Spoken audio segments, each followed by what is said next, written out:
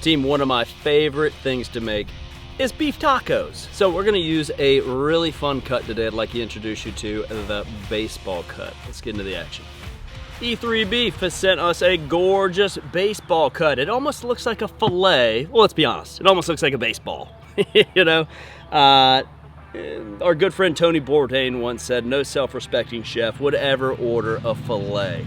Baseball steak, however, it's directly beneath the fillet in the top sirloin. It's the center portion of the top sirloin. So it is a little tougher, but it has way more flavor. The way they compensate for the texture is they give it about 27, 28 days of wet age. So you get all the big, bold, beefy flavors, and now with the aging process, you get the tenderness. This is your new fillet, the baseball steak. So let's get it open, let's get it on the grill, let's make some tacos. I'm gonna give it a little seasoning with some salt before we roll with our Lane's barbecue chili lime, and just get a nice coating on the outside.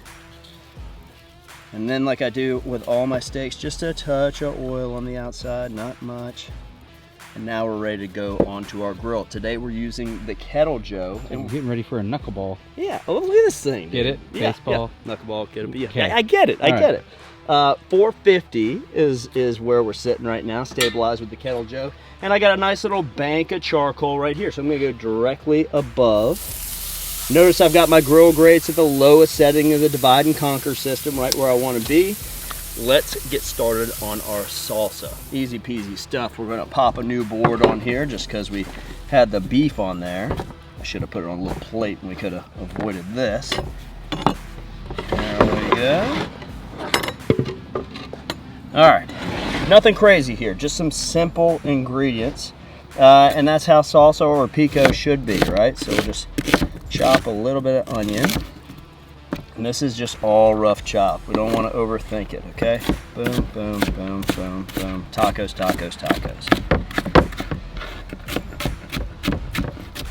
All right. Serrano. Use jalapeno if you like. I'm a big fan of the Serrano. I like the mild heat that it brings. If you're not into heat at all, you can still use it and just scrape out some of these seeds because a lot of the heat is held right on those seeds. But I'm gonna eat like a local today, and we're just gonna leave some of those in. And I imagine at 450, we've got another minute before we need to flip that steak. Tomato. And you could use pineapple if you like, or if peaches are in season, whatever floats your boat. That should just be fresh and delicious. Beautiful. Oh, look at that. I forgot about my garlic. Good. Bit of cilantro here, just a twist tear. Ball it up, run the knife through it. That'll be enough. Let's throw a little bit of lime juice in there and try to get a little bit of that flesh too. Really nice. And how about a touch of salt just to make it sing? That's a board salsa or a board pico right there.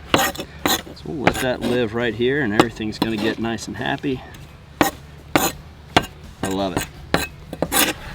Let's flip that steak, nice bit of caramelization there. And you're literally treating this cut just like a fillet. You don't cook it any different. Stunner. Let's take a look at this baseball steak. Pretty excited, I gotta be honest. Oh yeah, standing up nice. Sides are firming up a bit. Love the caramelization. Now we let it rest. Just like any other cut of beef, you know, we gotta let it rest. But isn't that absolutely beautiful? And we're gonna slice this into to taco meat, so pretty exciting. Once we're about 2 minutes away, I'm gonna give this 7 minutes, okay? That's my minimum rest for anything. A steak this size, 7 minutes. At the 5-minute mark, we're gonna throw the tortillas on there, get them nice and warmed up, and then start slicing and build this ultimate baseball steak taco. Beauty, beauty. Put a little cheese right on top of this one. Double it up. Wow. All right, coming on off. Beautiful, beautiful. go in with a little sauce. This is just a Chipotle Thousand Island, my secret sauce. We've seen it a whole bunch of times in a lot of the videos that we use. Let's go in one more cut, and look at that. Beautiful, beautiful baseball cut there.